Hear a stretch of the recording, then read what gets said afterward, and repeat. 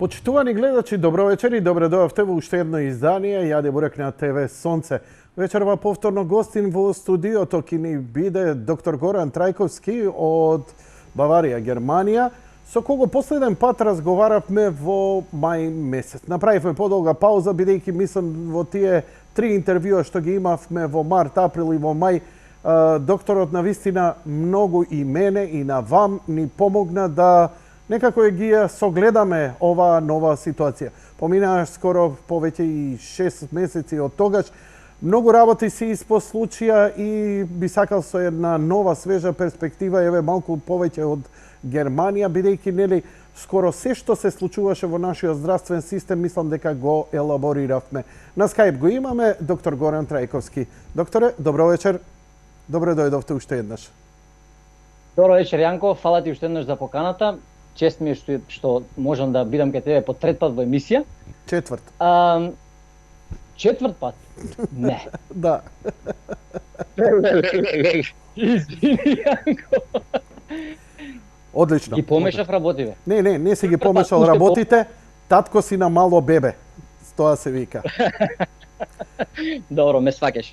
Меѓу другото, во минатиот период, еве сега малце сум и порасположен, ме примети пред емисија, малце се зезав, можеби не знам дали е професионално тоа, како и да е. Сега сум слободен неделава, после ноќна смена.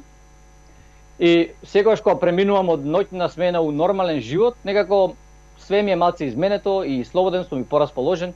И сега има време и да прочитам неделава што све ново се десило на полето, не само неделава, ама поактивно, поради емисија. Поактивно да се зафатам со темата COVID. Докторе, пред да идеш со темата, мој стил е да те прашам лично, имено, често пати ти во твоите интервјуа првим пренесувавме каква е ситуацијата кај тебе на работа, во твојата болница. Светот, денеска CNN гледав дека објавува дека во Британија и во Соединетите држави болниците се во колап. Како е кај тебе на работа? Како е во Германија ситуацијата со пациенти со тешка клиничка слика кои мора да бидат хоспитализирани?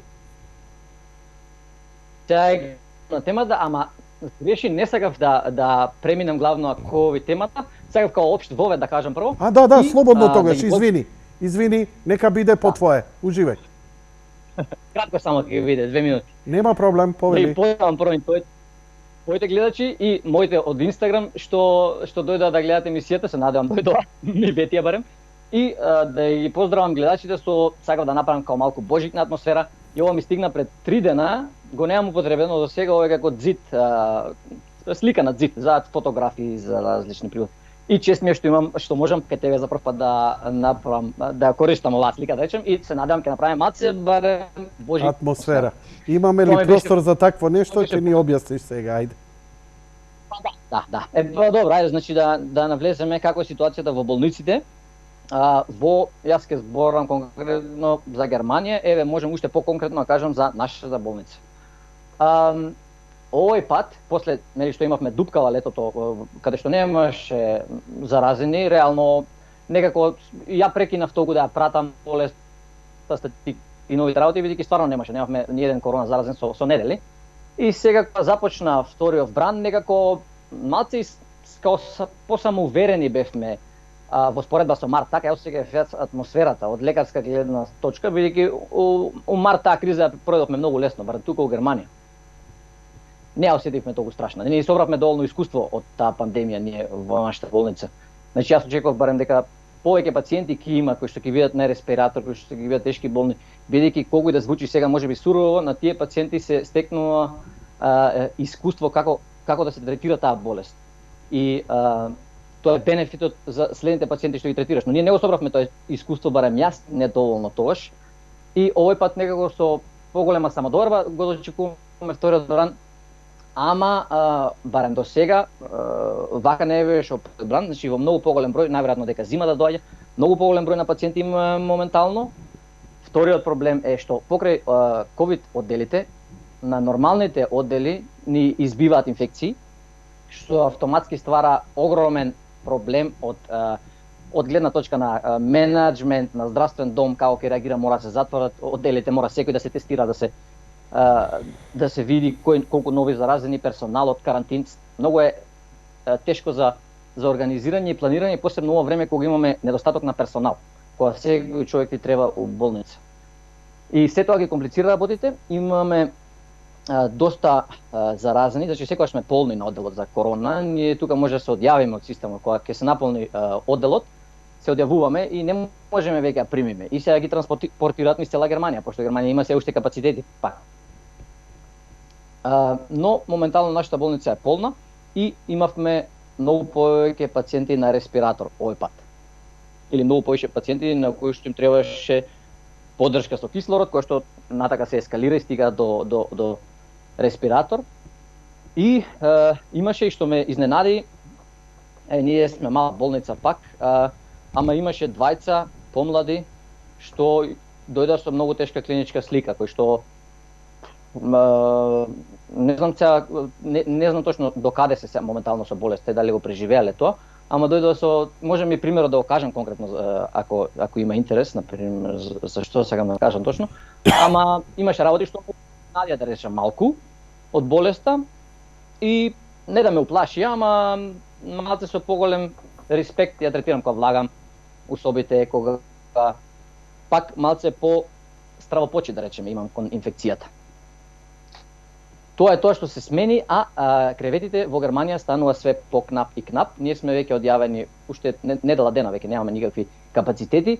Еден интензивен кревет у болницата мора да си чуваме резервиран, бидејќи имаме у болницата, не знам, моментално да речеме 30-40 заразени на оддел, кои што у секој момент може да се влошат и мора да треба да идат на респиратор.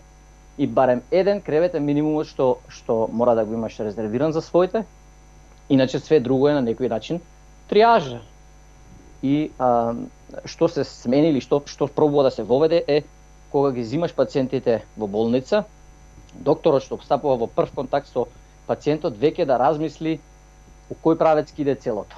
Ако се влоши, што да се прави или да се разговара веќе со роднините, дали волјата на пациентот која е, дали сака да биде ставен на машина. Значи тие разговори се почнуваат многу порано у самата болест. Дали би сакал да биде на машина, бидејќи ако е на машина и има некој ризик фактор или е стар, да го откачиш од машината е многу тешко. Така да, може би не му правиш услуга. А има и луѓе што сега краток пример, 92 или 3 годишна баба, мислам дека беше, пред не знам една недела, и баш разговорот го имав со неа и тоа е многу чуден разговор, бидејќи не се случува вака во нормални услови, нели, не е типичен разговор, ама мора да прашаш и знаете дека мора да ја кажеш, знаете дека можно и да умрете од таа болест што има. И они го прифаќаат тоа, па да, знам. И дали би сакале нешто? Па не. Животот доста те везле. Има луѓе што го разбираат и не сакаат понатаму. Знаат дека имаат голема шанса дека ќе починат, ама го прифаќаат тоа. Има и такви случаи се среќаваат, бидејќи почесто мора да ги водиме овие моавети сега со пациентите. Така да многу работи се менјаат од таа гледна точка. Самите болници, самиот персонал, начинот на комуникација со пациентите и така натаму. Тие работи се сменја многу. Не само што сме сега сите кнап и ситуацијата е критична и се знае ако веќе нема кревети, а некој му треба респиратор, што може да се направи понатаму? Ја немам решение. Докторе, и сите се плашат од тоа. Вие како интерниста, едноставно, тој оддел е веќе за оние најтешка клиничка слика што пројавуваат и само такви се примаат. Некои земја поставија и некои лимити, например над 70-80 години да не се примаат во болници. Има ли такви насоки во Германија или Германија се уште има огромни капацитети да нема никакви рестрикции, age restriction за тоа кој може да биде во болници, кој има поголеми шанси да преживее, за него да му се даде услуга, што е малце неетички, нели? Такви бројки да се стават граници во медицината, според мене не соодветно и не етички и сепак треба да се остави во рацете на лекарот кој го третира пациентот да одреди. Јас имам 80 годишни пациенти кои се толку фит, што знам дека Сега е оваа криза, него му треба поддршка со кислород неколку дена, 3-4 дена. И има големи шанси дека ќе надмине оваа криза. Што е поддршка со кислород? И сега да не- Интубирање? Не. Интубирање е последен или предпоследен чекор и најагресивна терапија, што треба да се избегне во секој случај. Мислам, би Добро. требало да се обидеш да ја избегнеш во секој случај. Иако во минатиот бран на короната се сметаше дека рана интубација може би е попаметно, значи има критериуми кога, ама не се толку размислувавме чеке дали да интубираме, дали не, дали да пробаме уште малце повеќе. Сега малце ја разликуваме оваа терапија да го избегнеме што е можно повеќе интубирањето. Тоа е поддршка со терапија, подразбирам што. Еве на нормален оддел може да се добива кислород, тоа не е проблемот. Ама некогаш на пациентите, не знам дали сакаш сега малце. Моето прашање беше како изгледа тоа поддршка со кислород? Што значи? Тоа е она цевче да дише по заситен Тоа сакам да кислород. ти објаснам, не знам у колку детали сакаш да го кажам само. Пократко или малце да се свати. Сакам да го разберам. Колку ти сметаш дека треба да ми објасниш, јас сум пациент. Важно. Најкратко што можам, еве како ти да си ми пациент, најкратко што можам да ти објаснам што можеме ние да направиме за тебе, ти ако имаш корона и белите дробови ти откажуваат. А не е за Значи, интубација. Не е за интубација. Добро? Дојдеш ти кај мене во ургентен центар. Не ти е добро, мацо тежното дишеш, ама ти мериме витални параметри, се во ред, притисок е нормален, фреквенцијата на дишење не ти е, не знам сега, 50. Значи викаме ова е колку толку стабилен, ама сетигунгот на кислород ти е, да речеме, намален малце, 92%. Така. Така, 90 до 92. И ние викаме сега, ти, Јанко, ќе одиш на нормален оддел, кај што следат нашите нормални пациенти, кај што сестрите проаѓаат 2 пати, 3 пати усмена, мерат притисок, мерат она пулс, оксиметрија, сетигунг, што треба да е, значи сетигунг е количеството на кислород во крвта. Тоа го разбирам. Да. Ќе да стане на тој оддел и ако ти треба кислород, добиваш сега 2 литра кислород. Добро, не ти стига. Па не можеш да дишиш убаво. Идеме на 4, на 6, 6 литри преку цревчето. Преку цревче. Добро, тоа физички ме интересираше како го постигнувате. Готово, толку беше. Тоа цревце може само 6 литри да ти даде, поише не може да ти даде. 6 литри на час? 6 литри на час кислород, да. Добро. И значи од над 6 литри треба да идеш на маска. Ваква маска кај што можеш да даеш до 10, 12, 14 литри. И толку е лимитот на нормалниот оддел. Понатаму не може да те третираме више. Значи ако останеш на нормален оддел, тука ти е границата и или ќе преживееш со тоа или не. Ако сакаш да идеш на интензивна, ако си фит, ако јас проценам дека ти заслужуваш шанса за кислородна терапија, идеш на интензивна, таму имаме други опции. High flow, нив терапија и доколку двете откажат интубација.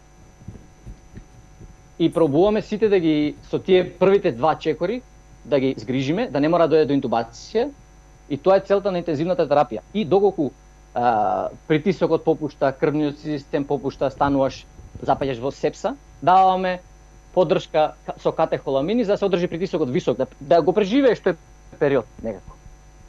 Тоа е интензивната медицина, тоа е интензивната терапија. И тоа е тоа што можеме да го понудиме на пациентите, и тоа е тоа што ни фали за ако продолжи вака да се качува овој број. И ќе мора на поише да им кажувам, слушај Јанко, ти до нормален оддел ќе те пуштам, ама понатаму немам каде да те носам. Толку е. И тоа е проблемот. И тоа е стравот кај луѓето. Што во таков случај? Разбираш што Одам дема и се помирувам? Во таков случај, ние како лекари ќе треба да правиме многу поригорозна триажа, што ќе биде за нас, мислам, неубаво.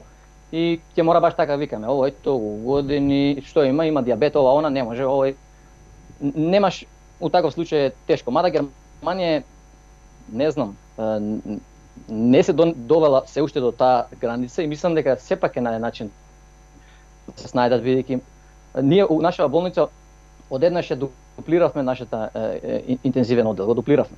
Сега кога има проблеми со преносни апарати, ама ќе прават се што можат да се одржи некој квалитет на системот на здравство. И тоа го приметив и сум стварно зачуден како го одржи квалитетот на здравство да не падне, можеби на моменти падна, ама за незначителни работи се продолжи престојот ден, два или нешто се заборави да се направи. Ама квалитетот се задржи многу. И мислам дека и во тој случај понатаму ќе работат на како да се најде решение да се одржи што е можно. А Мислам нормално, дека е ништо тука више не. многу клучна примарната заштита. Примарната заштита во која смисла? Во смисла да навремено, нели, матичните лекари, тоа е и кај нас проблемот, кои се преоптеретени. Еден матичен лекар има по околу 5000 пациенти у овој момент. И да го следиш и да знаеш и да процениш кога ќе му треба стручна анализа, која треба да го испратиш на ова брзата реакција и што ќе му дадеш како третман, мислам дека е клучно. Но, ајде малце да се префрлиме. Што досега вие дознавте за вирусот? Имено на почетокот, докторе Трајковски, вие кажувавте доста работи кои ве брифирале во болница, што е вирусот, како и така натаму и така натаму. Овој втор бран го очекувавте, но мора да се сложите дека прилично се разликува од оној прв бран кој беше на почетокот. На почетокот имавме само по 10 заболени, по неколку мина починати полициски часови.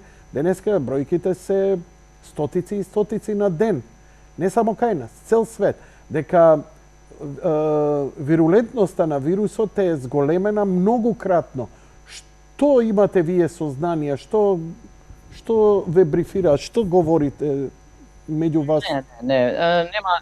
Нема до сега никакви докази дека настанала мутација на вирусот доволно релевантна или јака за да зголеми вирулентноста на самиот вирус. Имаше еден или два мутанти од дивиот тип, кои што едниот мислам дека се покажа полесно се пренесува, ама не предизвика толку јака клиничка слика, а за другиот не знам точно. И нели имаше ова кога премина на како се викаат ласици на животниве, кога премина вирусот. Нели утепа ласиците и толку више од тоа нема ништо, што значи на таа гледна точка дека вирусот во својот геном некако се променил така релевантно што ние го сеќаме се на популацијата, нема такви докази. Нема такви докази. Не, барем до денеска јас што ги знам, ама нема да има ни утре. Истата клиничка слика, истата вирулентност, истата опасност како што беше пролетоска, така и сега со овој вирус. Така, тоа е вашиот заклучок. Да. Кажете ли... Да, само што сега овој пат вирусот... Да, повелете. Овој пат вирусот ја доби можноста, барем временски,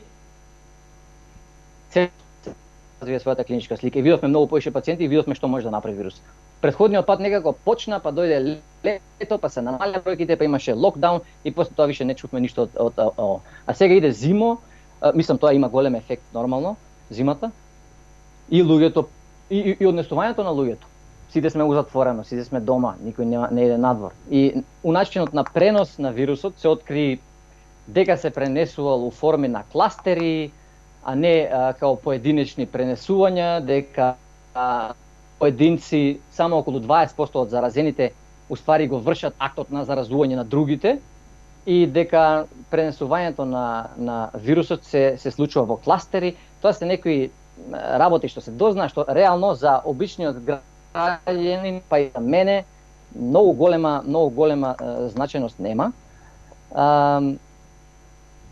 Ја гледам дека некои други работи ги загрижуваат луѓето. А тоа е како да се третира. Сега тоа ми е како се третира, а да не е ова, нели, ние веднаш го анализиравме, вие го кажавте, оној, ваш сегмент на интерно во на интензивна клиника, но како се третира? Многу често ја прележав, докторе, еве да почнам од мојот пример, па може ќе ти биде интересно. Ја прележав короната со многу висок ризик, јас сум во најризичниот фактор, дури ми као наводно имало и спремање и плазма за мене, до толку очекува, па и не испадна толку драматично. Но, добив еден куп суплементи и она што беше најинтересно, добив антибиотики, иако па искрено да кажам, не почувствував некои страшни тегоби од антибиотикот, некако дури и окей ми беше, 2-3 дена беше кризата И тоа е отприлика она што го има, со многу витамини, со се, губење вкус, губење мирис, грозница, малце кармакаш у глава, го чувствував дека ме удире на цело тело. Не е тоа само нешто у нос, у грло, ово, она, не, едноставно како целото тело. Знаеш како ја најдобро го опишувам од историските документарци кога кажуваат луѓе сведочат кои преживеале боев отров. Според тебе колку беше лошо искуството 1 до 10 еве? Еден најобична настинка носот ми тече 10. 5. 5. Моето искуство е 5. 4-5, да речем. Јас сум имал, мислам, пациенти што доаѓале ургентен, вака млади, што гледам дека нема да има некои последици, оно све му е во ред витални параметри, ама страшно лошо се осеќа и доаѓа и вика не можам више дома, дајте ми нешто, не сакам више да го трпам. И за симптоматска терапија ги земаме и нив у болница, за да не страдаат, да речеме, од толку. Што им давате тогаш во болница? Што ги третирате? Симптоматска терапија се вика. Тоа Јанко, што те боли, тоа ќе ти даеме. Ти се гади, еве ти против гадење. Те боли стомак, еве ти за болка. Те боли мускулите, еве ти па за болка. Имаш диареја, еве ти инфузии. Дали тоа се покажува како ефикасно? Ефикасно за третирање на симптомите. За ништо друго ефикасно. Так. За болеста не придонесува многу. Ти само му даваш можност на пациентот да се излечи ако успее да се излечи. И му правиш да нема толку лошо, му правиш престојот поудобен. Симптоматска терапија тоа значи. Така. Разбира. Давате ли редовно антибиотик? Овде кај нас на лопати се даваат антибиотици. Многу на Инстаграм исто вака дискусии имав на темава и ме вознемирувам малце темава. Мислам, еве кај тебе да речеме, еве и би го оправдал до негде, немаш ти слезенка, знаеш, пак ризи група си. Ајде, дај, што па сега штетата? Ама да се препишува кај секој антибиотик, тоа е повреда на телото. Јанко, ние имаме таков микробиом во нас. Тоа нешто чудо со милиарди години што се развивало, некои си комбинација на бактерии што ни прават да живееме вака како што живееме, ни помагаат у нашиот метаболизам, ни даваат куп гени што ние ги немаме и така натаму. И ти зимаш една граната у стомак, она пука, она не знае што убива, она убива све што имаш. И значи, и тоа е супер третман за некои болести. Кога ќе речеш, ако не го даеме сега ова, човеков има ризик да умре. Супер, дај го, пеницилин, најдобар изум у човештвото. Ама спасил милиарди, факт е. Точно. Ама као ќе го употребиш е или оружје или лек. Тоа е работата. Јасно ми е. И за антибиотик сум многу против. За овие други работи што гледам дека луѓе пробуваат, читаат, витамини, ова, она, алтернативни начини, сум апсолутно за. Зашто не се испита целото тоа поле? Можеме да збориме и на таа тематика, ако сакаш малку. Например, редовно, скоро сите со кои комуницирав и од моето искуство добива витамин D, цинк, витамин С, а ја дополнително земам фреиши, печурки, кордицепс и така натаму како имунобустери, мощни и ефикасни. Но па од друга страна се прегледа после 2 месеца, хипервитаминоза имам развиено од витамин D, што па доведува до ризик создавање камен во бубрек. Чекај. Колку е висок кај тебе витамин D? Па околу 10% над нормалата.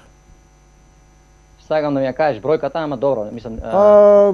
Добро, момент. Тоа е поле за дискусија со витамин D. Може да начнеме Можам само да отворам момент додека ти збориш и ја ќе го побарам документот и ќе ви кажам. Вака за овие витамини што ви кажа, се согласувам, ја ги зимам. Мора да признам, мислам класичната медицина не препорачува некоја официјална препорака за земање витамини, нема, ама има некои работи што се очигледни. А тоа е дека смртноста од COVID-19, не само од COVID-19, all cause mortality, смртноста од било што е поголема кај луѓе што имаат дефицит на витамин D. И тоа е јасно и за рак на дојка и за диабетес и така натаму. Сега, нашето тело е навикнато, нели, да сме во услови кај што сме на сонце надвор, Више не знам Јанко дали ме пратиш, извини. Те пратам, нашето тело е навикнато на витамин, а јас ти реков дека во момент го барам мојот документ, кај што гледам за мене, значи, јас од 10 до 44, а мојот хипервитаминоза е 56,66. 56,6 нанограми нанограми на милилитар, а референтната доза е 44. Не. Од 40 до 60 е нормална доза. Ти си у супер зона. Они ми рекоа од 10 до 44. Ова е на клиника на... Добро. Кај вас се повисоки... Не, ако ми интересира, кај вас се повисоки. Јас само ја намалив, продолжив риба да јадам, ама вештачки не земам веќе суплемент D3. Туку земам повеќе риба. Јанко, мислам дека имам и статистика колку риба треба да изедеш на ден за да внесеш доволно витамин D, ама ќе оставиме. Витамин D е конзерва туна на ден. Поише.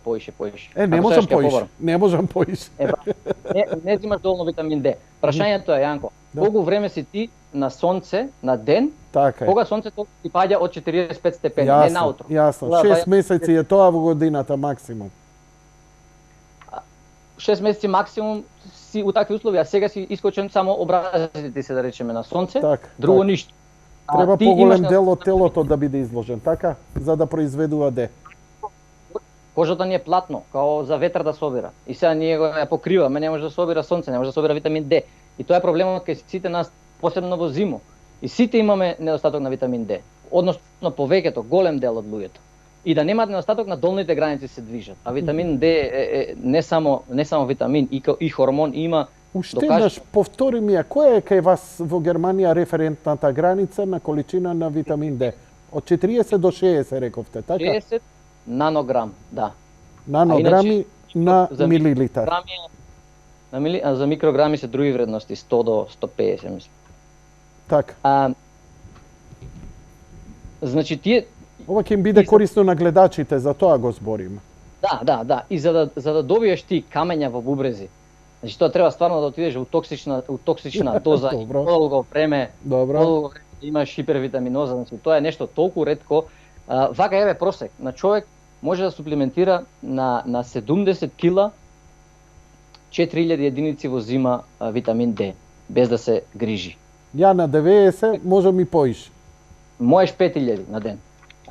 Официјални препораки се 20.000 у недела, ама овој витамин има толку широка терапевтска, како се вика, терапевтска ширина. Ова е витамин, не е лек, така, што не може да направиш многу штета со него. Но он помага за кардиоваскуларен, за имунитет, за многу фактори, е многу битен овој витамин. За се е битен. All cause mortality. Смртност од било која болест е полоша доколку имаш недостаток на витамин D. Значи топло препорачуваш да се зема суплемент витамин D во овие, додека не почнеме поразголени да излеземе надвор. Одличен совет, докторе. Што друго препорачувате, што треба да земаме? И како? Инаку, Јанко, само да кажам, обично вакви препораки не давам јас, без да речам први ни идете у лабораторија, проверете се вредност. Ама ситуацијата е таква што никој не може да иде у лабораторија. И статистиката кажува дека 90% од луѓето у светот имаат недостаток. И шансите се големи да имаш недостаток, посебно ако приметуваш дека не си барем 3-4 сати на ден на сонце со отворено изложен. А јадење нема го внесеш. Така да затоа го препорачувам сега на овој начин. И јас го зимам. Јас зимам и поголеми дози. Па има и терапија против псориаза со високи дози на витамин D, над 10.000 на ден и така натаму, и над многу повеќе. Ама тоа е друга тема. Одлично. Фала ви за советот, многу корисно. Тоа е, витамин D е нешто важно. Бидејќи се покажа и студиите за корона дека луѓето што имаат недостаток. Уште ова, кога гледам дека добро го владеете витамин D, имаме време. Колку време му треба да се зголеми концентрацијата откако ќе почнеме да внесуваме? Кога ќе имаме повисока концентрација која ќе биде веќе дистрибуирана низ целото тело, каде што ќе има целото тело бенефит? Дали е тоа истиот ден која ќе земе или потребно е 2-3 дена? Истиот ден као прво, не може да осетиш ти едно апче и истиот ден осети промена, телото ти се рестартираш. Колку телото количината ќе се развие веќе од вториот ден, ќе почне се покачува и флуктуира ако земеш, ако не земеш, ако мериш секој ден на пример. Ама ти треба 3, 4, 5 недели да го земаш консеквентно за да осети телото дека да речеме резервите се пуни и нивото е големо и може да функционираме сега на ова ниво на витамин D. Одлично објаснето, докторе. Одлично објаснето. Значи тоа е за витамин D. Многу важно и една теорија зошто кај да речеме луѓето со потемна кожа, посебно црнците, живеат во овие земји, нели, Германија, поладните земји кај што нема сонце, се присутни, имаше една статистика, присутни се 18% во населението, а во болниците ги има 33%. Една од теориите зошто луѓето со потемна кожа заболуваат појако од корона е недостатокот витамин D, кој што тие автоматски го имаат бидејќи со нивната кожа они не може у Германија, ти за у Германија да добиеш витамин D треба да си блед како крпа. И ја не добивам доволно. И тоа е една теорија, која и логично звучи и најверојатно според мене, бар ќе се потврди понатаму, ќе видим. Значи витамин D, да не зборам понатаму, е важно, треба да се субституира. Другите витамини, ја искрено, јас си земам мултивитамини. Зошто? Знаеме како живееме. Мада јас во последно време, посебно е од кога се роди син ми, гледам малце се хранам, мислам не малце, ја доста консеквентно се држам, со приготвена храна. Докторе, гледав некои твои слики, си извадив од памет, си се набилдал, немаш грам сало на тебе, мускул до мускул, многу фанатично работиш на своето. Но тој на страна што е тоа и табиет и карактер и го сакаш тоа, колку па тоа навистина помага во целава работа? До толку нема потреба да се оди, зависи кој сака. Ја не го правам тоа ради здравје, ја го правам повеќе поради друго, психофизичка спремност, тренирање на волја, водење на телото до некое да речем подалечно ниво, со помош на мислите, со помош на волјата, некој тренинг. Ја повеќе од дисциплина го правам тоа. А за здравје не би го нема ја имам као прво сало, не да сум до толку без сало, имам доволно, ама нема потреба од такво нешто. Нема потреба од такво нешто направиш за здравје. Има, колку што ја у Палецов имам толку и ти. Да, имаш сало, да. Така е. Добро. Ти честитам стварно на упорноста и на волјата, стварно ми изненади на тие фотографии, очигледно, и тоа е добар пример. Кај нас, вашите колеги велат дека физичката активност и тоа како е доста важна како превенција за подигање на имунитетот. Да, посебно шетање во шум. Читав и за тоа имаше една интересна студија, треба да ја барам, дека некои материи што се ослободуваат од дрвата, не знам како се викаше материјата, мора да. Да, честички, некои имаат конкретно име. Дека и тие влијат на имуниот систем на тој начин што ги покачуваат количината на леукоцити, на natural killer cells, правеле студија у Кина, мислам дека беше. Со луѓе што за едниот викенд спијат во стан некој, во зграда, другиот викенд во шума ги стават да спијат и мерат. Студијата е интересна, мислам, може да најдеме ако ги интересира некој од гледачите да става. Значи шетање секако, кардиоваскуларна спремност, посебно шетање у шума, нели логично звучи, све звучи тоа логично.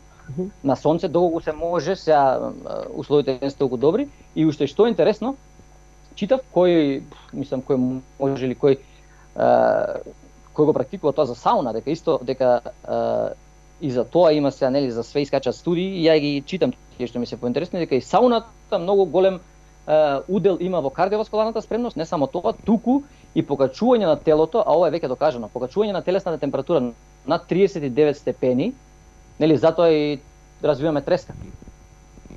Над 39 степени го појачува значително создавањето на интерферон, меѓу другото, кој што е интерферонот е најглавниот гласник. Дојде вирус, спремете се за борба. Го покачува нивото на интерферон и не само интерферон, natural killer cells. А во светов ги затворија сите сауни. У Финска си имаат луѓе во приватни сауни и имаше некој разговор демек, мислам, не знам и тоа како го прочитав. Имаше некој разговар демек у Финска, пошто Финска доста добри статистики ја покажуваше до пред некој време. Демек у Финска дека има тоа удел на респираторните инфекции, честото користење на сауните. Сега тоа не е докажано, ама интересно како мислам. Разбирам. Така да, Разбирам. тоа се, да речеме, некои овака општи препораки за телесна активност, што секој ги знае, не треба да се кажува, мислам дека, ама сепак мора да се препорачат. Не, во секој му е јасно оваа дека ситуација немаш појма народов, барем кај нас, она што се сретнува е успаничен, е вознемирен, здравствениот систем кај нас е пред колапс, навистина толку се преоптеретени вашите колеги. Значи, мојата матична е на рап на нерви, на рап на плачење. 5000 пациенти има само она на нејзин грб. И сите треба да ги следи секојдневно, да ни се колку си температура, така е барано, нели, статистика секојдневна водење за време на короната, додека си ова. И едноставно ја па новинарски, знаеш, и сето тоа гледам колку и да сака, колку и да е добра, нема време да им се посвети на пациентите, а тоа е најпотребно. Луѓето прво во целава работа с доктор Горан се вознемирени. Значи, кога вашите колеги велат, вирусот не напаѓа само нос или бели дробови, целото тело го напаѓа. Што значи и нервниот систем. Чим нервниот систем е нешто трпи, прво што ќе приметиш? Нервоза, несоница. Луѓе има 9 од 10 тахикардии. 9 од 10 после месец-два развиваат диабет. Може не е од директно од ова, може би е раздразне целиот организам, бидејќи нападнате и хепарот. Ја имам покачени билирубини. Мене во моментов ме третираат како диабет тип Б, висок ризик. Според сите тие што ми ги најдои, веќе ме ставија на глукофаж. Нагло качив за многу кратко, огромно ја качив тежината. А не сменив исхрана, не сменив начин на живот. И сето тоа доведуваше ризик заради сево ова мое и дојдоа до заклучок глукофаж. И ја викам, ја се бунам, не. Јанко ми вика, не се секи. 9 од 10 ми се пациенти, вика, после корона имаат покачен шеќер. Ке се среди, не се секири, биди дисциплиниран, земај го ово што ти го земам. И ја тоа слушам. И се ово е многу интересни податоци се. Викам, да знаев се ова, да се подготвев малку подобро, малку повеќе вежбање, малку повеќе протеинска исхрана наместо јаглени хидрати да се исфрла. Многу полесно сега ќе ми беше да бев подготвен. Ама ние знаеш како сме, во последниот момент сега бараме, докторе, дај ми волшебно апче да си го качам имунитетот. Имунитетот се качува цело лето. Сега, дечки, треба да ги жнееш плодовите кои ќе закачиш корона, да видиш што ти е. За тие 2 дена витамин С земал или не или Д, ништо нема да ти смени. Барем тоа е моето некое искуство како паталец. Така, Јанко, многу добро го опиша ова за пациентите. И жално е што луѓето тек тогаш се свестуваат. И многу често го гледам тоа, се свестуваат луѓето тек кога ќе дојдат у болница, да речеме, со све, висок притисок, висок шекер, дебели, слип апнија, и доаѓа одеднаш и си мисли, знаеш, све до вчера нормално све, и сега доаѓам и им давате 20 диагнози. Ама работата е таа што тоа е нешто на кое што мора постојано да се работи. И луѓето прво не се и дел од нив добро информирани. Тоа јас се пробувам моето знаење за тоа и да го пренесам колку можам. Дел е од неинформираност, ама дел е и од мрзливост. И сега доброто е кај тебе, например, што ти викаш требаше да се подготвам. Не е воопшто касно. Ти можеш од денеска да се промениш себе си. Така е. За 3 месеци си Така друг човек. Така За 3 месеци. Така И е. без диабетес и без било што. Диабетесот у случајов твој може секако да биде како да е и панкреасот нападнат од вирусот, бидејќи вирусот напаѓа све. Значи нема што не напаѓа. Со друга дефиниција интересна за вирусот слушнав е дека коронавирусот е ендотелна болест. Ендотел е внатрешната облога на крвните садови. Ендотелна болест која што само како влезна порта го користи белиот дроб. Има многу интересни теории на тоа и тоа е теоријата за настанување тромбози, зачестени белодробни емболии, мозочни удари, срцеви удари и така натаму. И има више почетни докази како настанува таа ендотелна болест. Преку кои механизми, преку кои фактори, под ендотелот има еден фактор von Willebrand се вика факторот. И се смета дека поради преголем оксидативен стрес при коронавирусот доаѓа до оштетување. Оксидативен стрес кој делумно е предизвикан поради тоа што коронавирусот ги завзема многу од AC2 рецепторите, кои што у случајов би вршеле функција да го намалат оксидативниот стрес, изгубив мислата. И тој оксидативен стрес доведе до оштетување на ендотелот и ослободување на von Willebrandов фактор, и тоа е теоријата зашто настануваат зголемен број тромбози. И видовме дека има такви пациенти се повеќе и млади луѓе со белодробни емболии кои што ќе имаат фатални последици од тоа.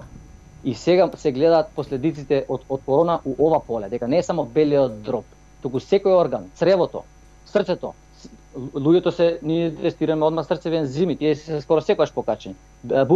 Црнодробни ензими, скоро секогаш покачени. Еве и моите се покачени. Јас се извинувам, ова не е ова сега нешто го користам, него мене самите лекари ми објаснуваат дека овие резултати што се кај мене, скоро кај секој рековалесцент од корона се појавуваат. Покачени билирубини, покачени, значи токму ова што вие го говорите. Јанко, тоа е вирус што влага и што може да напаѓа. И ние што гледаме у лабораторија? Црните, ти што викаш ензимите. Тоа е знак дека клетки на црниот дроб се уништени, тоа што било во клетката прснало надвор крвта и ние го мериме крвта како покачено. Значи, со други зборови, клетките од црниот дроб се изумрени, оштетен е црниот дроб, со други зборови, и на срцето дел од клетките, зависи кои клетки, све што е покачено, тоа е само индиректен знак дека некој процес одвива у тој орган. Но ние се регенерираме и имаме шанса ако сме дисциплинирани да излеземе уште подобри од ова. Апсолутно. Покачени црнодробни ензими, покачена липаза се среќава многу често. И тоа се болести кои што се надменуваат, освен потешки случаи, сега да не збориме за тоа. Јасно. И тоа е вирусно заболување кое што си одминува, проаѓа низ твоето тело, си оди и на телото му треба време да се опоравиш. И сега твој избор дали ти ги речеш требаше претходно да се спремам, не се спремив, ама сега више е касно да се спремам, или ќе речеш од денеска почнувам да јадам само јадење што сум го приготвил јас, што сум го купил јас, више ништо спакувано не купувам. Можеш да одлучиш денес ако сакаш. И тоа ќе ти помогне на А тоа ќе му помогне многу на организмот ако избегнуваме рафинирана, конзервирана храна. Јанко, ние со рафинираната храна не внесуваме више микронутриенти. Ние внесуваме само калории, празни, ништо нема у нив. И тело кога тогаш ќе попушти само на некои си вештачки направени масни јаглети. Што вика еден пријател мој, поише пазиме што ставаме у нашиот автомобил одошто во сопственото тело. Да. Да збориме малку за заразноста. Имено има една теорија која ја читав и која ја слушам од вашите колеги, колку е, ако сакате да искоментирате, тоа е дека еден од факторите за тоа какви ќе бидат симптомите е важно и количината со колку вирус ќе се заразите.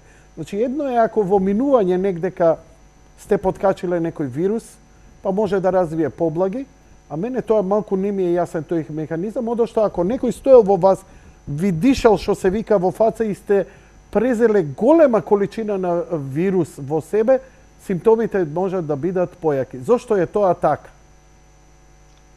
Точно, ако е така, точно е тоа. Јасно. Има веќе студии што укажуваат на тоа.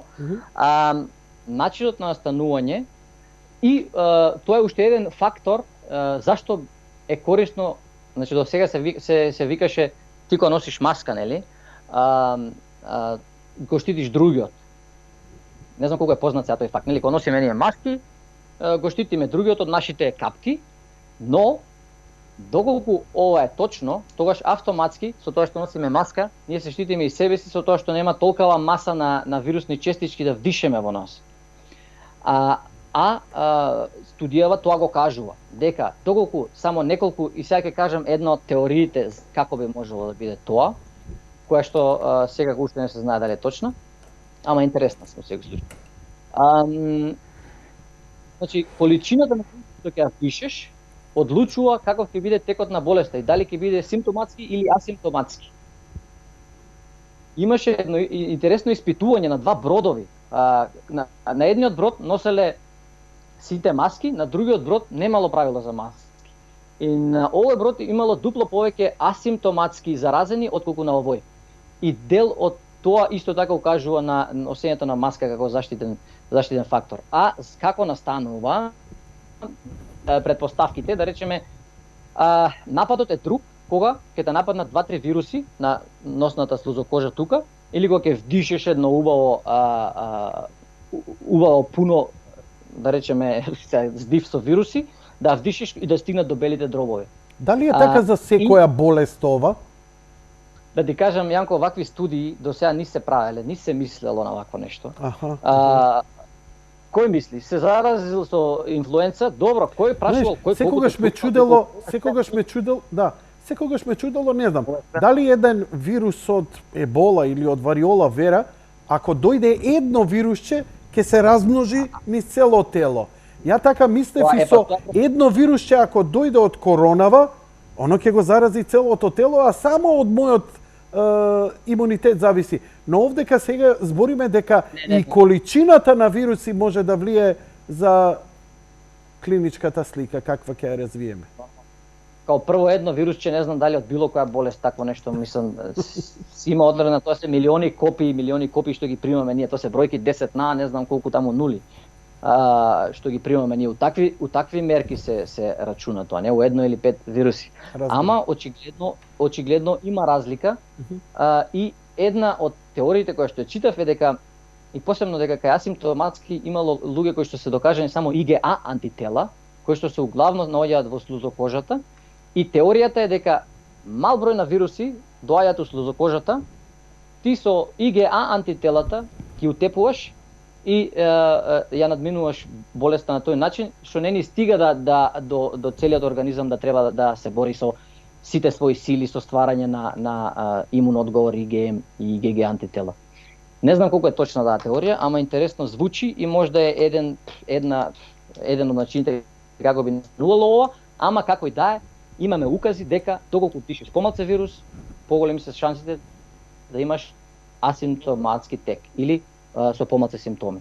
Еве, например, што значи имунолошкиот, еве, во крвната слика, и многумина го прават тоа, имунолошкиот статус, ова е отпосле го правев, нели, после 2 месеци од короната, скоро 2 месеци, месец и пол, LGG, CRP и LGM. Да ти го пратам документот? Не знам. Па, на што? Можам тука да ти го пратам, да. Ајде, не знам дали како ќе можам да го видам, пошто ми е фиксиран телефонот. Така, добро, не фаќај. На телефон си, нема. CRP, LGL, не знам на македонски што сака да каже со LDL. Имунолошки статус LGG големо 10,3 од 7 до 16, CRP 1,6 милиграми на литар. Другите вредности не можам да ти ги разберам. CRP да. Ако не CRP да, ама овие други што значат не можам да ти ги разберам. Да не мислиш IgG, IgM. IgM, да. IgM кај мене е 0,26, а референтно е до 2,3. Океј, значи збориш IgM, IgG. IgM кај тебе е колку рече? 0,26. 0,26. А референт? Референтно е од 0,4 до 2,3. Значи тебе ти е под референтната вредност или како? Не можам да ти покажам, нема да се видим. Добро.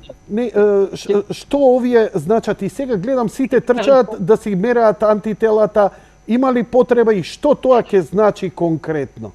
Не бе, Јанко, ништо не. Што ти значи таа бројка сега што имаш ти пред тебе? Ништо не ми значи. Ја не знам зошто ја направив, но ги направив сите испитувања. Мојот матичен го побара ова од мене. секој ден дојувам на Инстаграм многу вакви пораки истиве. Горан, повели. еве ви ги тела. И сега он отишол некојаш и сам и си направил одредени испитувања и имаш бројка пред тебе што не знаеш да толкуваш и не ти значи ништо. Затоа секогаш треба матичниот лекар да постави индикација за испитување што треба се направат, кои што па на него ќе му дадат некоја насока.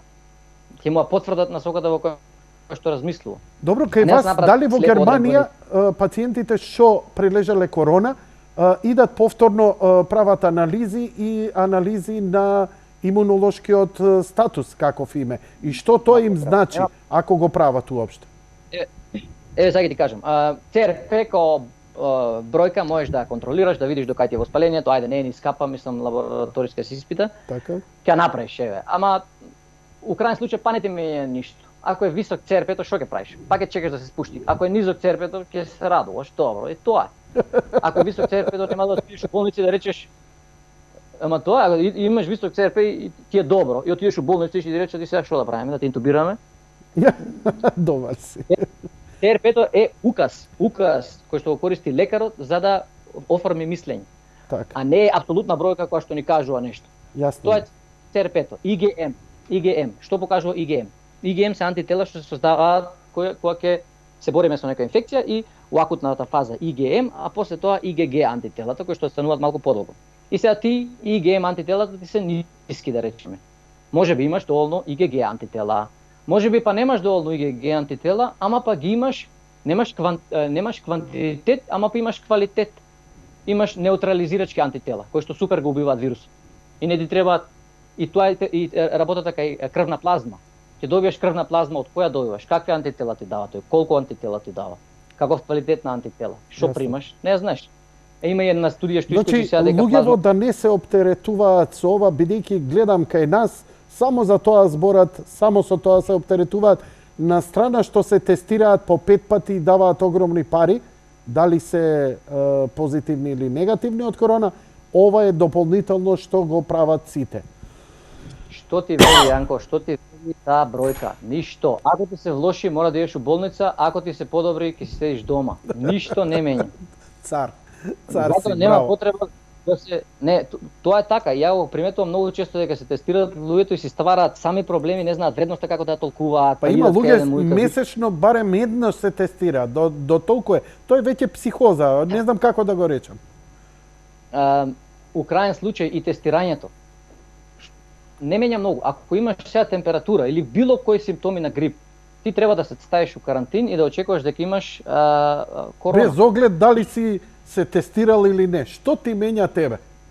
Да, треба да се на тестираш. луѓето им викаат вака, тестирај се, обично, нашиве лекари вика на оние ризичните, тестирај се. Затоа што без тест позитивен за корона, после ако ти се сложи, нема у болница да те примат.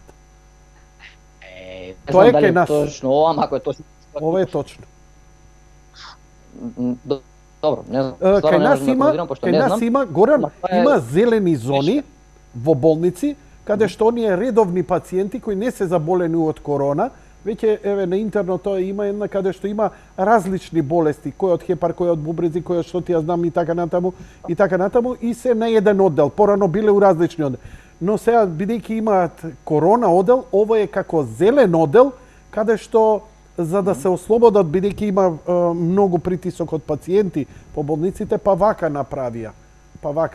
Од прилика, може ја лошо објаснувам, па изгледа лоша слика давам, ама од прилика, сепак јас сум лаик, ке ми простиш.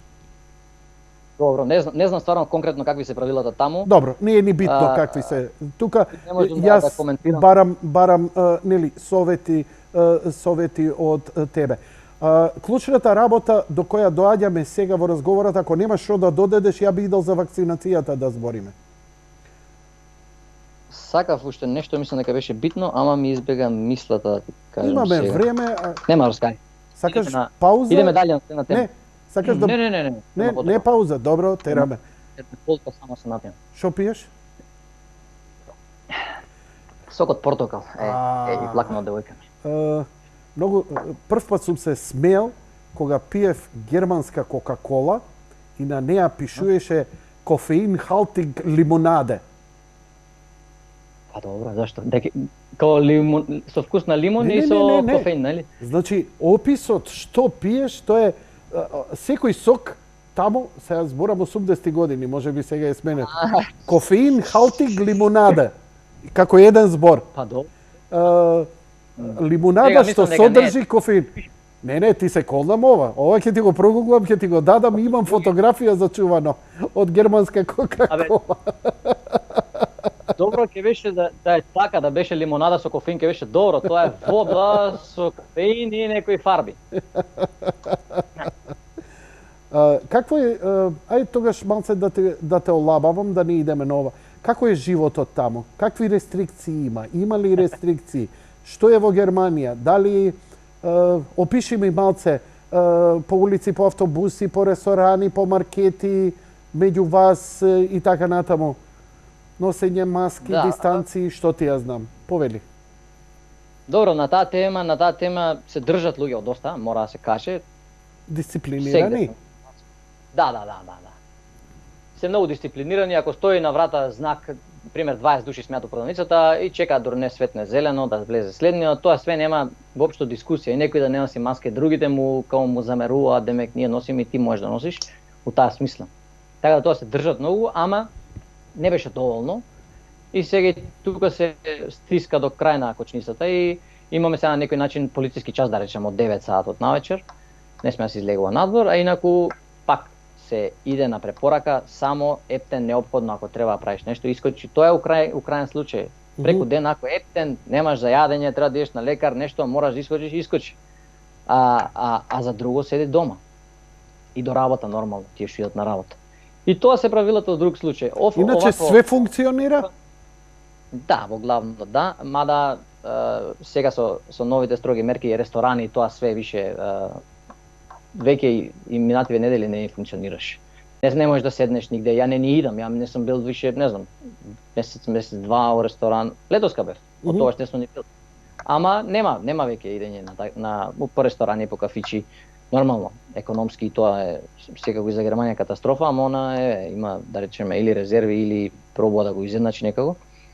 И отворениот превоз уште не е да речеме намален. Луѓето се возат со маски и може тоа следен чекор што треба да се прави, да се скратат и линиите. И школите се туди секојаш да се држат отворени до крај што е можно повеќе, пошто нели на штета на децата, ама кога не бива, мора да се затварат и школите, сега празниците малци и продолжуваат и така нешто се обидуваат. Ама тоа е тоа, у крајен случај, 2 недели, 3 мора да останеме дома. Дали сте запознати со FLCCC Алијанс што објавија на 4 декември, доктор Драган Даниловски, респектиран имунолог кај нас, сега се пензионираше, го напиша следново. Драматичен апел, дали сме на прагот на конечно решение на пандемијата. Драматичен апел до светските здравствени авторитети на тројца врвни доктори, професор Пол Мерик, доктор Јозеф Верн и доктор Пјер Кори од FLCCC Alliance Frontline COVID-19 Critical Care Alliance. Ивермектин да биде одобрен за профилакса и третман на COVID-19. Предлагаат протокол што го нарекле iMask Plus, кој што е столб на ивермектинот. Ивермектинот антипаразитивен лек познат 40 години, чие што откритие е надградено со Нобелова награда 2015 и кој се наоѓа на листата на есенцијални лекови на СЗО, изворедно ефикасен кај COVID-19. И тоа пред експозиција на вирусот, после експозиција на вирусот, за време на почетните симптоми, но и во одминатата фаза на болеста, ефтин и безбеден. Докторе? Да ти кажеме, можеш и да прогуглаш ако сакаш да ти оставам. Имав негде да запишам некоја студија, дали беше у една од студиите на Светска здравствена организација, како и да е, лекот не дојде барем тука на било какво поголемо внимание и не се употребува моментално бар во класичната медицина и не знам на кој точно начин се очекува дека лекува кај короната и на базирано на кои студии е препорачана употреба на овој лек сега. Ти ова што ми го читаш, бидејќи не знам конкретно за не знам дали е студија, дали е двојно рандомизирана студија, што и да е тоа што го пишува таму. Не е ова да ти кажам право, не можам Добро, да го најдам. идете тогаш со вие што сакавте да кажете. Ете, ја мислев вака да дополниме. Сакате да идеме со вакцината или сакате да кажете за третмани, дали некаков лек се појавува во третирањето на болеста како што некогаш се појави Тамифлу и така натаму. Ние се очекуваме вакцината. Дали во меѓувреме имаме некаков специфичен лек? Колку што ве разбирам, нема специфичен лек кој им се дава како ефикасен во германското здравство. Вака прво Јанко, ти каде сакаш таму води го разговорот. Не, имаме време ја и да видам зашто и ти каде најкомотно да извлечам најмногу од тебе. Иначе може да забегаме во многу варијанти. Води го ти како сакаш разговорот, ама еве вака да почнем за лековите, да речеме. Да. Од почетокот на пандемијата, нели, се реупотребуваат лекови пошто немаме друго што да правиме, мора да реупотребуваме некои лекови, стари антивирални што сме ги пробале ваму таму, па или не се покажале многу добро или па да видиме овде дали функционираат и се прават различни студии и се тестираат лекови, некои се покажуваат добри, некои не толку добри, некои се прекинуваат студии као овој хидрохлороквин, например, и многу други лекови, антивирални лекови и така натаму. И до сега немаше ни еден лек што може да се рече, вау, овој лек супер, стварно се виде според студииве, ова го продолжуваме, другиве лекови ги оставаме. Моментално медицината вика, еве, ремдесивир може да се користи, мада и тој не покажа во морталитетот некоја си промена. Покажа, мислам дека 15 се скратува како симптомите од 15 на 11 дена, некои такви работи. Ама лек да речеш ова стварно го излечи, едноставно нема. Дексаметазонот се покажа, тој го даваме обавезно кај луѓе што има потреба од кислородна терапија. Па тоа е еден стероид, кортикостероиден препарат. Стероидите се лачат во стрес ситуации, да речеме, и во случајов која е употребата на овие кортикостероиди или која е теоријата за нив. Бидејќи исто случајно дека луѓе ги пијат и на почетокот на болеста, која може да бидат и контрапродуктивни, бидејќи го спуштаат, го супримираат имуниот одговор.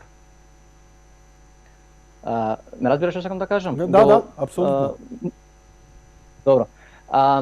Ни го спуштаат имуниот одговор и кога би можело вакво нешто да не биде корисно, нели, на почеток на инфекција не е многу логично да имаме потреба да ни се намали имуниот одговор. Не, туку во фазата, да речеме, кога доаѓа во влошување на болеста или до АРДС или до цитокинска бура, кај што се лачат имуниот одговор збеснува. Не знае што да прави. Вика, јас ова не можам да се справам, лачам све што имам, па шта буде нека буде. И му викаш со дексаметазон, чеке, малце вака ќе отидеме многу брзо. И го кочиш малце. И тоа покажало подобрување на морталитетот. Намалување. И сега го користиме. Така. Намалување на морталитетот, точно. Можам и бројките да ги најдам, ти викам тука ми се низ книгава, ама да покажало. Не мора да идеме со бројки, доволно е вашиот збор, ви веруваме. Статистичка релевантност покажала. Бројките и не се важни, статистиката вика ова е статистички релевантно. Професорот баш знае подобро од Даниловски. Така. За тие работи, статистика и така натаму. Да, он е медицински статистичар во секој случај. Така е. Океј, можеме ли да идеме тогаш да разговараме за вакцината? Вакцината во овој момент повеќе куќи ја развиваат Британија, Германија, Русија, Кина и Соединетите држави. Кина некако како да подзастана, русите ја прогласија нивната Восток. На шега денеска Трендо се шегуваше, вика ја утна русите со вакцината и читам што било. Вика 2 недели пред вакцината и 4 недели пред вакцината не сме алкохол да се пие. Кој руски се вакцинира? Сега кажи ми. Шега на страна, доста контроверзии излегоа. Имаше дури и она извртување на некој начин што е вистина, што не е вистина, како се прават. Именно, знаете што збуни, докторе? Збуни многу кај луѓето фактот дека вакцини, која ќе видиш, се испитувале со децении, додека се произвеле вакцини. И има вакцини кои се стари по 50 и 80 години и стварно човек нема грижа да ги прими. За многу болести, еве и за ХИВ вирусот, не се најде вакцина колку е 35 години. За коронава имаме вакцина за помалку од 9 месеци. И луѓето се сега во сомнеж, но од друга страна па никогаш вака медицината не била фокусирана толку брзо да најде решение за оваа болест на која цел свет се сложи дека е опасна и дека треба подитно да се елиминира. А е ваше мислење малце? Вага, не може као прво да се споредува зашто за овој вирус немаме вакцина, за овој немаме. ХИВ и ова се сосема други вируси, а у меѓувреме терапијата за ХИВ е толку добра што луѓето веќе живеат и да речем нормален живот со таа скапа ХИВ терапија. Инаку и таа споредба другата, например, по 1960 држи вода. И се согласувам дека е многу повеќе испробана, ама во 1960 или не знам 1980 на компјутеров 2 мегабајти за да ги качиш на интернет и требало 6 дена, денеска треба една стотинка. Рачунај и на тоа поле како науката напреднува, науката на која што ние го базираме нашето општество, на која што сме наслонети од индустријска револуција навака, која не доведе до овде кај што сме во оваа удобно што имаме. Добра поента. Добра поента, одлично, браво. Тоа се фактите, Јанко. Така. И сега доаѓа момент каде што 2020 година се сомневаме во не само во науката, мислам дека во тие што стојат горе, да речеме, во лидерите. Пошто научниците не може сите научници да се или ја да сум сега потплатен па да зборам вака за корона, дека не знам па сакам да ве вакцинирам и такви мовети ми стигаат. Да, не се секире, и мене ми стигаат такви, и мене ме купи, викам, кај ми се парите, само кај ми е Поршето, гледам тамо, нигде го нема, викам. Зашо ми го украдовте, уште не стигнато, а јас се продадов. Абе, што знам што кажеме, па тие се тие моабети и луѓето не знам нема доверба толку веројатно веќе не само во лекарите, во научниците, како се изгуби таа доверба, не ми е ни мене баш многу јасно, дали па ни стана премногу удобно што не мора да се бориме со живот, смрт, глад, жет, па сега имаме некои други проблеми со кои што сами си ги правиме, како и да е. Моментално се наоѓаме у ситуацијата во која што се наоѓаме. 2020 година е на прагот на вториот, на средината на вториот корона бран, полнени се болниците, економијата се распаѓа полека, пошто не може никој да иде на работа, луѓето стануваат се понезадоволни и сега не треба некое решение. И сега, нека предложи некој кој е попаметен. Ја ги гледам, сега ево е две решенија. Едното е да речеме вакцината. И сега луѓето викаат одма, ама ќе не отворат и не стават чипови. Ја на тоа одговарам. Кај мене у болница, ако доеш, ја имам едно, не знам, 20-30 шанси да ти ставам чип у секој момент. Инфузија кога ќе доеш први на врата, одма една инфузија ќе те поздрави, па горе нешто ќе се лоши ќе ти дадат. Па антибиотики ти пуштиме, па децата ги вакцинираме и така со 300 други вакцини. Имаме можности, сакам да кажам, ако некој сака од згора мене да ме намести ја да трујам некого со вакцини, може да ме намести на друг начин. И затоа не ми е дојдено сега од оваа вакцина, се викам леле што. Добро, од друга страна, Браво. Добро е ова. Дебаг правиш на теорија на заговор. Добар си. Со многу убав аргумент. Тешко кој се дебатира. Добро, ти благодарам. Продолжи. Од друга страна, го разбирам стравот. Да речеме, овие се mRNA вакцини, што прв пат ќе се употребат на човек, но технологијата се развива, баш едно девојче ми пише вчера коментар на Инстаграм, точно хронолошки како се развивала mRNA вакцината. Од која година почнало, па како навака до тука сме стигнати, да успееме да внесеме парче РНА, парче генетски код од шприцот во внатрешноста на клетките, во цитоплазмата на клетките. Да успееме да го внесеме тоа парче генетски код и да го натераме телото да употреби својата машинерија, односно у цитоплазмата се нарекуваат тие рибозоми, што прават преведување на овој генетскиот код Они гледаат, на пример, читаат таму, аха, 1-0, 1-1-0, му вика направи го тој протеин. Рибозомите го создаваат, прават од код, прават материја. Вау. Тие рибозоми кои ќе го создадат протеинот, односно според таа шифра што ја добиваат, нели? Тоа е да речеме како композиција на мелодијата. Они ја пишуваат мелодијата. Кога ќе завршат мелодијата, искача спајк протеинот од вирусот. Разбирам. Без остатокот од вирусот, само спајк протеинот. И телото вика, аха, чекај, што е ова не е мое, чекај да развијам напад спрема ова, да го уништам, и наеднаш имунитетот го запознал овој непријател, знае да се одбрани од него, и у случај да дојде коронавирус на врата, да чукне на врата, да ти кивне некој, организмот ќе види, аха, ова го знам, нема проблем, ќе го решиме. Ќе му ги уништи рецепторите, нема дозволи да се врзе за клетката више. Тоа е што го понудува медицината од 2020 година.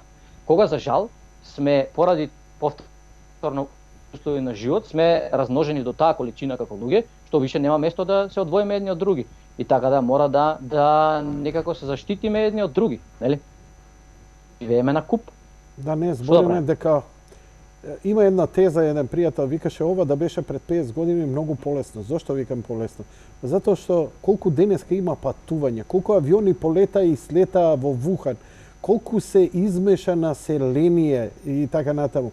Помалку некогаш се мешавме и тие локални вируси остануваа локално, знаеш, додека згаснат. Сега прв пат тоа ни се случува како резултат на тоа, нели, глобално село, сегде да отидеме, сегде нос да пикнеме, животот е да отидеш негде ка овде и онде, и сега плаќаме малку и цената и за сето тоа. Барем тоа е моје мислење, го делам со... Па, мора да се гледа малце и историски, не зборам историски пред 20-30, туку и пред 100, 200, 1000, 2000, 100.000 години, и да видиме точно кај се наоѓаме моментално. И сега тоа ни е избор, стоиме пред тој избор, еве, или ќе оставиме да продолжиме вака како што е, и сега до кај ќе стигнеме, ја мислам секој гледа на кај одиме, нели? Тоа ни е едниот избор, да оставиме, или па да чекаме да пројде зимата, па да видиме што ќе се деси, ама до тогаш колку луѓе ќе изумат и без здравствен систем, оваа смртност што стои 2%, 3%, нема да остане на толку, таа ќе се качи на 10%. Никој нема да има кислород да добие. Тој што ќе му даеш неколку дена кислород, не можеш да му даеш, смртноста расте. Ќе оставиме вака да тече или ќе направиме нешто? Што да направиме? Сега имаме можноста оваа вакцина да дадеме, и ова е врвот што може технологијата да ни го понуди во овој момент. Сметате ли, како се спрема германското општество? Сметате дека вакцината ќе биде мандаторна или ќе биде на доброволна основа? И тоа е уште една работа што луѓето многу у старт се изнервира, почнаа да викаат ова е диктатура, вака така. Као прво, нема зашто се плаши обичниот граѓанин на Македонија што нема ризик фактори или не е над одредена возраст или не припаѓа во здравствени работници. Вакцини као прво нема ни толку многу да има у првиот бран вакцинирање. Ке не вакцинираат најверојатно. Да, у првиот бран нема да има. Еве да речеме за секој граѓанин да добие, не знам, од март, од понатаму, па има и друг вид на вакцина што се спрема, не само mRNA, туку на AstraZeneca, Oxford, тоа е со вектор вакцина. Таа е поевтина. Кај знаеш, може иако е етички некоректно, може би у по-сиромашните држави оваќе даваат вакцина. Што значи вектор вакцина? Која е тоа разлика во вакцините? Што е тоа разлика? Тоа е више вектор вакцина со вектор веќе сме имале. Ебола мислам дека е таква. И тоа се користи што оваа вакцина со вектор е исто така многу интересен механизам како текнува на луѓето. Зимаат аденовирус од шимпанза. На тој аденовирус од шимпанзото му го сечат тој генетскиот код, тоа дел од ливчето од композицијата, му го сечат, што е одговорно за неговото размножување, да речеме го кастрираат со други зборови, и на тоа место му го ставаат генетскиот код од, погоди што? Човек? Спајк протеинот. Од спајк протеинот. Сваѓаш? Не. Вака, аденовирусот е еден вирус што го имаме нормално, сезонски, може да го имаме, има повеќе врсти. Добро. Многу врсти има. И тоа е вирус што си го имаме ние луѓето, аденовирус. Добро. и кон повеќето аденовируси имаме ние и имунитет. Значи не ни се голем проблем. Може да ти тече носот малце. Тоа е аденовирус. Сега, они земале аденовирус од шимпанзо, пошто овој другиот аденовирус ние одма ќе го убиеме. Нема му дозволиме да се реплицира кај нас воопшто, да влезе до клетките. Аха, така, имаме имунитет пошто го имаме редовно кај нас, добро? Точно. Ова од шимпанзо не сме го виделе до сега. И успева да стигне до нашата клетка. Арно ама, научниците му го трнале делот од кодот генетски, што е одговорен за размножување. Значи е стерилен вирусов, да речем.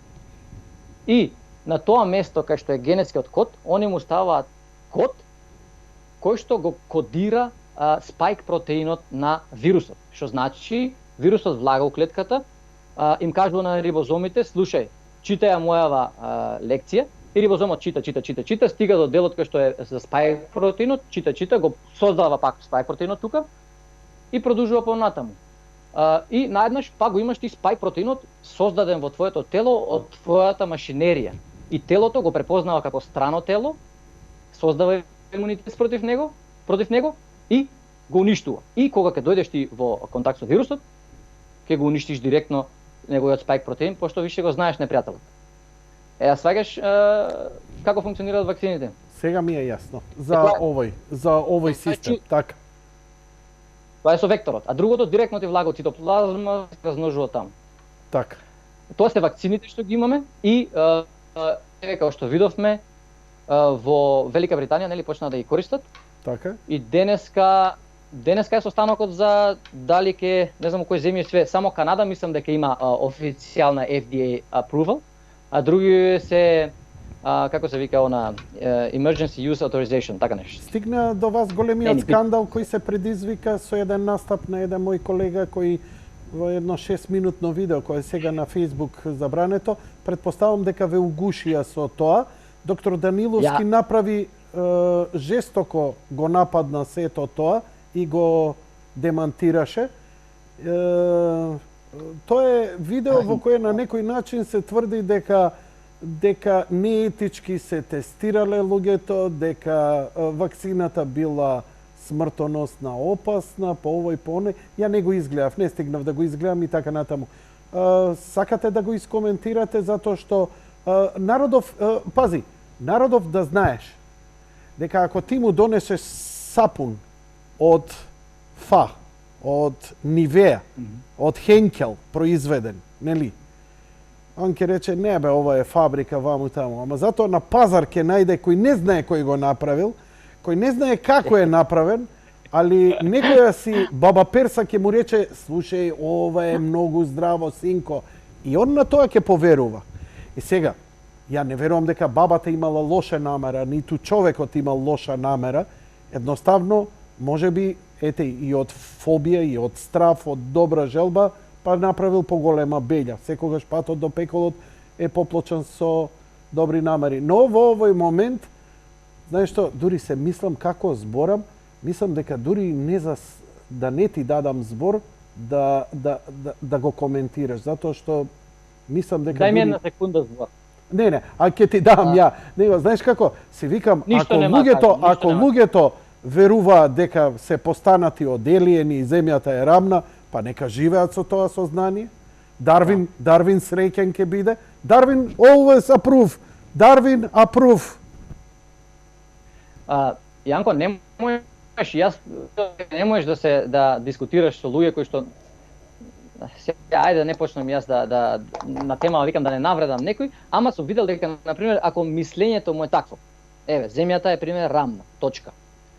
Не можеш ти со зборови да го убедиш, треба да го пуштиш да оди, речеме, не знам, со една кола да вози 5 години, само право, и после 5 години кога ќе стигне па у истиот град, ќе рече, ау, стварно била рамна. А на тој начин, некогаш за жал ќе се удриш со глава од зид, со тој начин на однесување, ама тоа е тоа.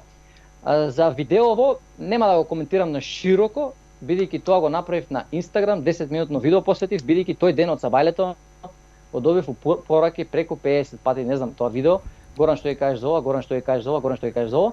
И седнав, направив едно видео за тоа и мислам дека професорот Даниловски му го прочитав преска тоа, има супер пишано за што се работи и нема што да додам, доколку има интерес можам у детали да влезам, посебно за тие болести што се спомнати таму.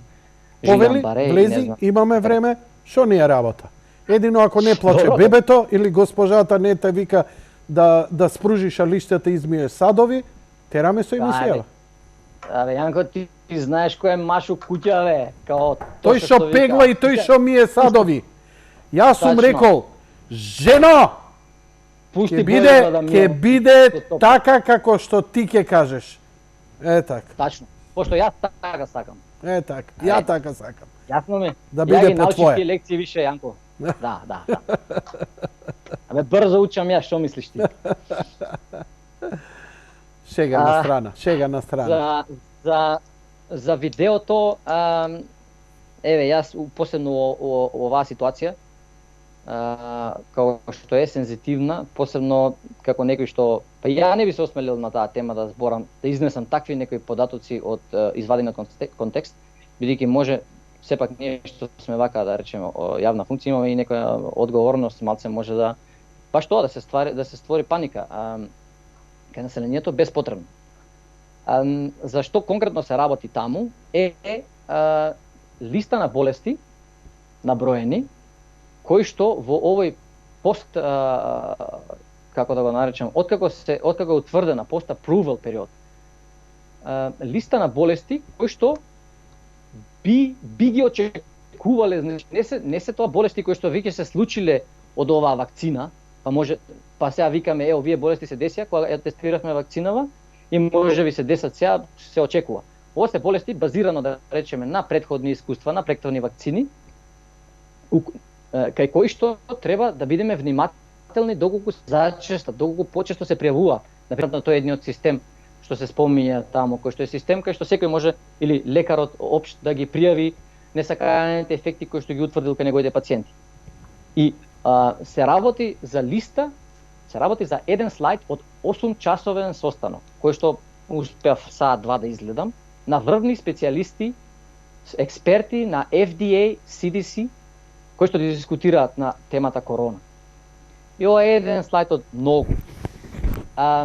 И сега, пак ако идеме на овој начин, видите што пробува да ви се скрие на вас од луѓе во горе, тоаш викаме дека многу експерти се вклучени у таа некоја си завера.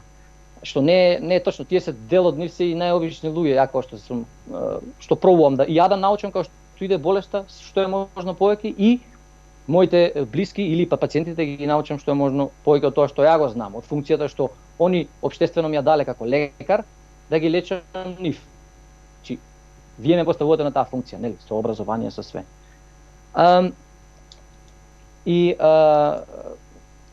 Затоа тоа видео, да речеме, ме изнервира како прво и што ми отвори толку работа, ама кои болести се спомнати таму? Еве, као прво, да направиме на споредба уствари со варичела зостар вакцината. Исто вакво го најдов од 2018 кога ја тестирале вакцинава, кои предвидени реакции би можеле да се десат. И пишува, ова алергиска реакција, не знам какво воспаление, шок, смрт, едно друго, Жилијан-Баре. И на крај, откако дале 100.000 вакцини, се утврдило дека статистички релевантност се покажала само кај Жилијан-Баре малку, дека се покачено кај тие што добие вакцината. Значи, тоа е период на наблюдување да видиме што ќе се деси со вакцина. Прв пат ја даваме на толку луѓе. Не се знае што ќе се деси. Секако дека може да се деси нешто. Ама смртноста од корона, па од друга страна, без здравствен систем, не знаеме ни колкава ќе биде. И плюс ова вакцина ќе се дава на ризични групи и здравствени работници. Ја ќе бидам да речеме тоа. Ја ќе бидам малце помалициозен и позлобен. Ти имаш дадено заклетва дека ќе се бори за сечи живот. Дали е скептик, дали што те сака или што не те сака, ти нема да правиш разлика по никого. Но јас знаеш како, ја викам Дарвин, ако бе, нека веруваат луѓе, нека се прочисти системов. Нели, смртноста од корона ја знаеме. Нека не се вакцинираат нивна волја. Океј, дедо попе од сабајле до вечери, онака е на мојот парохиски свештеник, бидејќи тоа никому не му се слуша, дека у септември и октомври од нозе паѓаат нашите свештеници само за православните закопи. Никогаш у историја немале олку закопи. Ете, немало толку погреби. И сега, неќете да земете, не мораш бе пријателju, па ама имам шекер, писи чајчиња таму, иди кај Иван Исцелител, нема проблем, иди кај Сај Баба, нешто најди си, земи алтернатива што сакаш, медицината ти пружа. Не веруеш? Thank you and fuck you. Ама стварно е нонсенс. Што е тоа? Ја не можев да го сватам тој напад. Милиони толку илјади луѓе. Океј, му верувате на Нонковиќ? Океј. Ваше, што трчате сега кај лекарот да го прашувате? Ете, цел свет лаже, медицинарите лажат, американците лажат, русите лажат, англичаните, германците лажат. Имаш право да веруеш. Бил Гейтс, знаеш каков виц излезе денеска? Таа жената што у Англија, бабата што прими вакцина. Сега направиле карикатура и вика, демек сестрата ја праша, како се чувствувате? А оваа вика, имам неодоливо чувство да си веднаш да го регистрирам Windows-от. Ле. Сваќаш, демек, Бил Гейтс не чипира и одма трчаме да платиме за Windows-от. Мислам, океј, јас стварно не гледам, и мене ми викаат Јанко, отвори тема. Зошто да отворам тема? Но ваше право е, сакаш за СДСМ, сакаш за ВМРО, сакаш за Јувентус, сакаш за Верона, сакаш за верувај на медицина, не верувај. Зошто? Ја не ми е јасно. Ете, океј, се вознемирија, му поверуваа на Бобан. Ја не навлегувам дали е управо или не.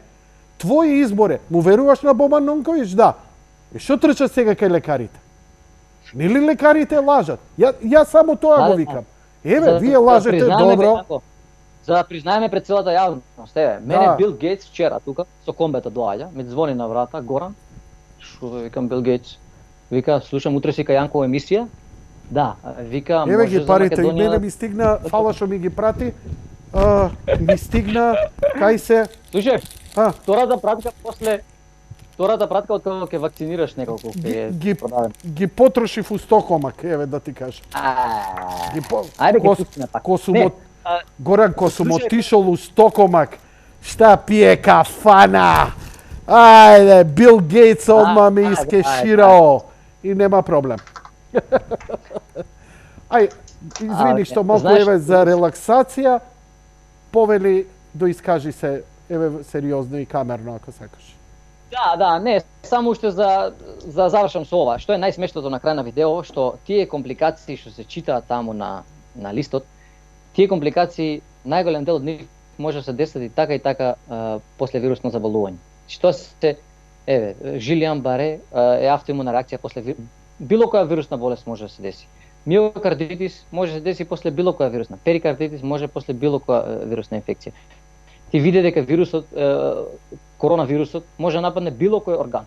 Исто и било кој друг вирус. Тие ризици постојат ние без разлика дали се вакцинираме или не. Тие ризици постојат после секоја вирусно заболување. 15 години пијам Блоксан, само ако се фатам на тоа што може ризично нешто да создаде Блоксанот од подолга употреба, а никогаш не ми создал. Ама тоа е пак некој мили промил дека он мора да го стави како ризичен фактор, нема да го... Мене ми е јасно, ама народов не му е јасно и... Знаеш што? Добро е, ќе се изфилтрира човештвово, нели, луѓето кои се штитат ќе бидат поздрави и ќе подолго ќе живеат, тие што не се штитат. Жалам, нивни избор. Бог ќе видиме како испадне. А од друга страна, Јанко, што сакам уште нешто да кажам, што викаш пијам Блоксан толку време. Од друга страна, да не испадне дека јас сум, не знам, дека проповедам медицина, фармација и земање лекови. Јас сум апсолутно против земање лекови колку што може, само неопходно кога е. Зашто? Јас само неопходно земам, ја не сум имал избор у животот. За метформинот, не знам, еве, добро, мислам, можеби е моментално неопходно, ама колку пациенти доаѓаат, например, со 3-4 болести, односно метаболен синдром, и сидат дома со 5-6 лекови. Да. А самите може да го стават тоа во контрола, ако го земат својот живот повторно во контрола, односно да гледат што јадат, како јадат. Еве, за дијабет у последно време intermittent fasting си слушнал можеби, за намалување инсулинска резистенција. Зашто не го пробаш 2 месеци, 3 месеци, види. и телесна активност. 1/4 од диабетичарите може да ги третираш само со тоа. Да им кажеш како да си го сменат животот.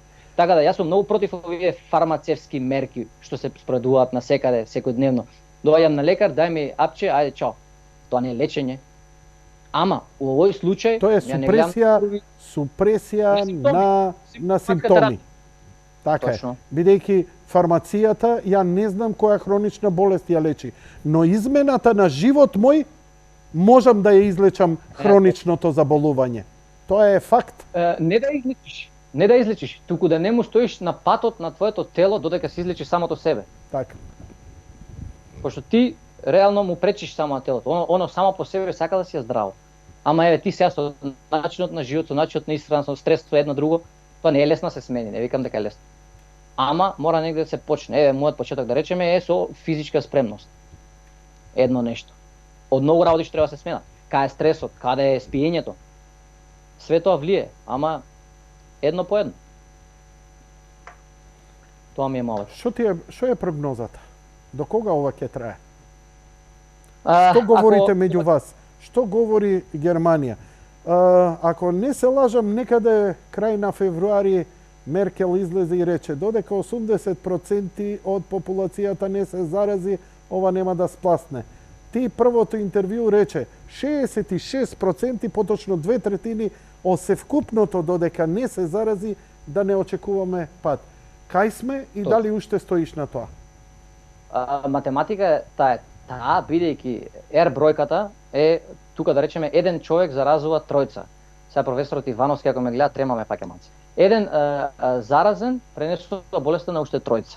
Тоа е таа R бројка, што значи за да болеста да прекине да се пренесува понатаму, таа R бројка треба да падне на 1, односно 1 да заразува максимум 1. И тоа ќе настане кога 66%, односно 2/3 од населението ќе бидат веќе прележани, што значи ќе остане само тој едниот што нема да речеме каде да го пренесува после толку многу вируси. И тоа е теоријата зашто 66%. А сега сме далеко од тие 66% моментално. Има некои серолошки студии покажува негде околу 10% кај медицински персонал, помалце 5-6% кај обично население, зависни од територија. Што значи далеку сме од постигнување на тој herd immunity, нели? Имунитет на стадо. Далеку сме од тоа и фармацевска помош би било во случајов вакцината. Прогнозата. Доколку почнеме да се вакцинираме, први нормално ќе нема нели доволно вакцини за сите и нема да биде и лесен транспорт од еднава нели на -70 се транспортира, другата на помалце, а оваа што ќе е со вектор на обичен фрижидер. И тоа све игра улога. Ако се исповакцинираме, да речам, оваа година идната, тогаш ја очекувам дека до крај на идната година ќе заврши пандемијата. Ама тоа не значи дека овој вирус нема да завземе сезонски облик, односно дека ќе дојде па до година најверојатно у поблага форма. Со исклучоци се разбира. Тоа е предвидувањето. Значи не мое, туку на тие што ги следам, јас што сметам дека се авторитетни од полето, виролози, ја не сум виролог, ама ете тие некои статистики ги следам. И тоа е едното, второто, како третман, доколку се успее да се развијат што е можно повеќе моноклонални антитела. Тоа е едино нешто што знаеме дека функционира. Тоа е екстремно скап третман, Доналд Трамп го доби тоа. Тоа се антитела кога ствараме нели IgM што викаш ти. У IgM антителата има разни антитела. И сега, некои антитела не се ни врзуваат добро на вирусот, некои него ни закачуваат, нема добар афинитет и специфицитет.